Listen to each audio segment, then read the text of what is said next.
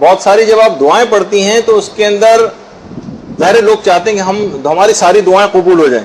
تو خاص طور پر ان دعاؤں کی طرف لوگوں کی توجہ بہت ہوتی ہے کہ جس کے اندر اس بات کا اشارہ کیا جاتا ہے کہ جس میں اسم اعظم،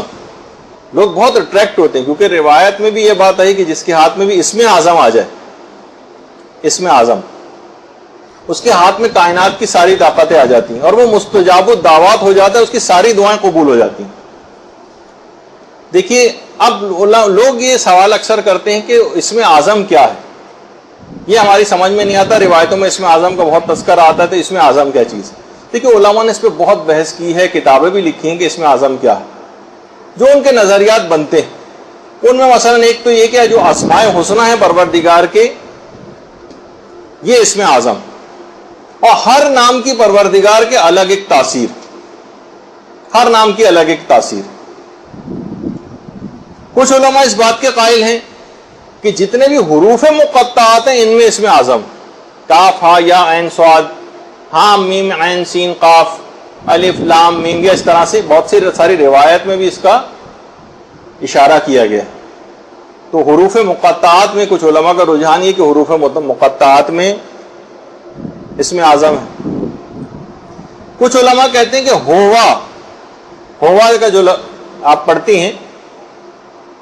یا من لا الہ الا ہوا، جو ہوا ہے یہ اسم اعظم. ابھی آپ بہت سی چیزیں کرتی جائیں، پھر آخر میں ایک نتیجہ پیش کروں گا جو علماء نے تحریر کیا. کچھ علماء اس بات کے قائل ہیں کہ جو اسم جلالہ ہے اللہ، یہ اسم اعظم. لیکن علماء نے تمام اور بھی بہت ساری چیزیں جن کا آگے چل کر تذکرہ ہوگا، زیادہ صحیح قول یہ ہے کہ اسم اعظم کوئی ایک متعین نام نہیں، کوئی اسپیسیفک نام نہیں، بلکہ خدا کا ہر اسم بندگان خدا کی حاجت سے جڑا ہوا ہے. اگر پروردگار کے جس نام کو بھی توجہ کاملہ کے ساتھ، انتہائی خلوص کے ساتھ، تمام دنیاوی سہاروں کو رد کرتے ہوئے اور صرف پروردگار کو اس کے اندر انسان اگر پکارے پورے خلوص دل کے ساتھ، تو وہی نام جو وہ پروردگار کا لے رہا ہے وہ اسم اعظم کی تاثیر پیدا کر لیتا ہے، وہ اسم اعظم کی تاثیر پیدا کر لیتا ہے. آیت اللہ ناصر مکارم شیرازی نے باقاعدہ اس بات کو لکھا ہے کہ دعاؤں کی قبولیت کے لیے خدا کے جو اسماء ہیں اور ان کی صفات کا پتہ چلا کر اس کی معنویت اور آثار اپنے اندر پیدا کیے جائیں، یہ زیادہ بہتر چیز ہے بنسبت ہے کہ فقط آپ لفظ کو پکڑ لیں خالی. مثلا انہوں نے بہت ساری مثالیں بھی اس کی دی ہیں کہ مثلا آپ کہتی ہیں کہ جو پروردگار کے جو بہت سارے نام ہیں، جیسے اس کے اندر رحمان اور رحیم نام آتا ہے، کہا کہ اب جو رحمان اور رحیم کی جو الفاظ ہیں ان کے اندر جو خصوصیت پائی جاتی ہے اس کی معنویت انسان اپنے اندر پیدا کر لے. مثلا لوگوں کے اوپر اب رحم دل اور مہربان ہو جائے، جب یہ خصوصیت اپنے اندر پیدا کر لے گا تو وہ خود بخود مستجاب الدعوات ہو جائے گا. اب مثلا جیسے یا سریع الرضا، اے جلد راضی ہو جانے والے،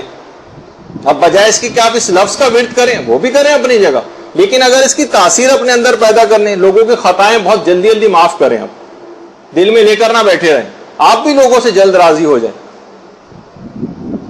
تو آپ کے اندر ایک خاص معنویت پیدا ہونے شروع ہو جائے گی. مثلا آپ یا غفورو کا ورد کرتی، وہی چیز آپ کے لیے اسم اعظم بنے، اب لوگوں کی خطاؤں کو آپ زیادہ سے زیادہ معاف کریں، آپ بھی تو لوگوں کے لیے غفور بنے.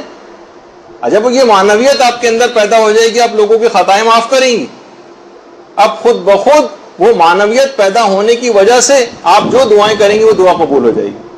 آپ خود مستجاب الدعوات ہو جائیں گے. تو جب ہی علماء یہ بات بیان فرماتے ہیں کہ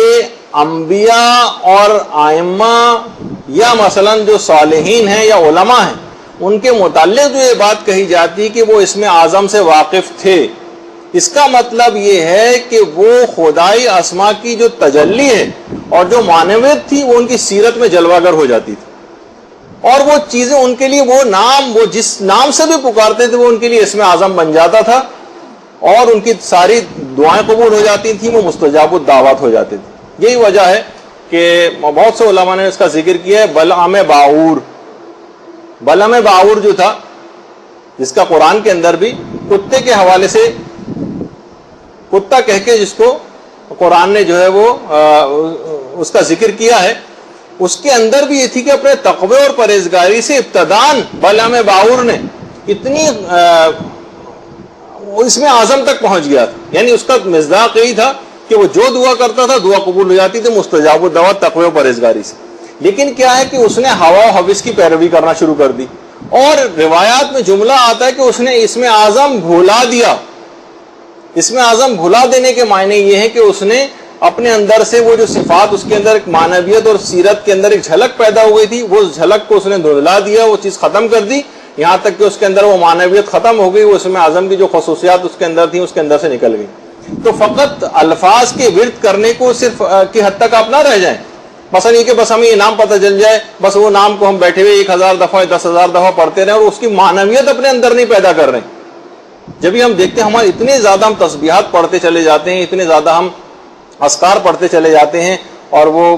عملیات کی کوئی کتاب مل جاتی ہے تو پورا اس کو گول کے پی جاتے ہیں، لیکن ہماری دعائیں اس کے باوجود بھی قبول نہیں ہوتی. وجہ اس کی یہ ہوتی ہے کہ ہم ان کے اثرات اور معنویت اپنے اندر وہ نورانیت پیدا ہی نہیں کر پاتے، اور بس اپنے جس طرح سے ہم چاہتے ہیں کہ ان دعاؤں کو اور خدا کے اس نام کو معاذ اللہ ثم معاذ اللہ، جس طریقے سے انگوٹھی کا نگینہ رگڑنے سے جن حاضر ہو جاتا ہے نا، سارے کام کر دیتے ہیں، ہم اس طرح کوئی کام لینا چاہتے ہیں.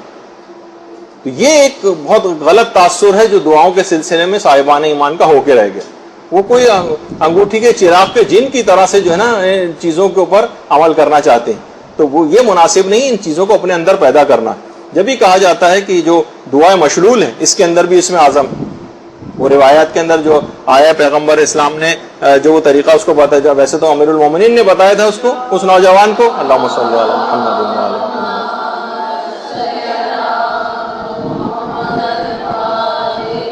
اس گناہگار نوجوان کے جس کا اس گناہ کے نتیجے میں جسم شل ہو گیا تھا اور مفلوج ہو گیا تھا، وہ تو امیر المومنین نے اس کو جو دعا تعلیم کی تو پیغمبر اسلام اس کے خواب میں آئے اور اپنا دست مبارک اس کے جسم پہ رکھا اور کہا کہ اس اسم اعظم کو حفظ کر لے، جو کہ دعائے مشلول کے نام سے آج بھی موجود ہے. تو بہرحال اس کا مطلب ہے کہ دعائے مشلول میں بھی اسم اعظم. اسی طریقے سے آیت الکرسی میں علماء کہتے ہیں اسم اعظم ہے. اسی طرح سے شیخ مفید فرماتے تھے کہ سورہ فاتحہ کے اندر اسم اعظم ہے.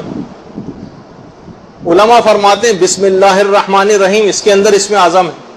اور سورہ آل عمران کی جو ابتدائی آیات ہیں ان کے اندر بھی اسم اعظم. لیکن اصل بات وہی ہے، اور کہا جاتا ہے کہ اسم اعظم سمجھیں کہ لحاظ سے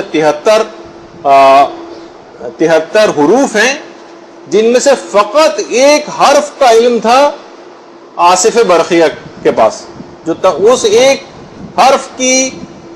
برکت سے اور اس کی جو معنویت تھی اس کے ذریعے وہ تخت بلقیس کو چشم زدن میں اڑا کے آصف برقیہ لے آیا تھا. اور ہمارے ائمہ معصومین علیہ السلام کے پاس پورا 73 کے 73 حروف کا علم ہے.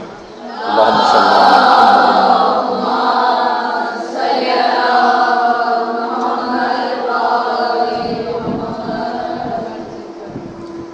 تو یہ اپنی جگہ پہ بات رہی. تو بہرحال آپ نے اب دعاؤں اور اذکار کے سلسلے میں خواتین اصل میں بہت زیادہ اس طرف متوجہ ہوتی ہیں، بہت زیادہ اذکار مردوں کی نسبت کہیں زیادہ اس طرف مائل ہوتی ہیں. تو ان کے دماغ میں چیز رہے کہ پروردگار کا جو بھی نام آپ لے رہی ہیں وہ صفت کو اپنے اندر پیدا کرنے کی کوشش کریں، لوگوں میں اس کا اظہار کریں، اس کی تجلی اپنی ذات کے اندر پیدا کریں، پھر خود بخود مستجاب الدعوات ہو جائیں گی، اور جو نام بھی آپ پروردگار کا اس وقت لیں گی وہی آپ کے لیے اس میں اعظم کا کام دے گا.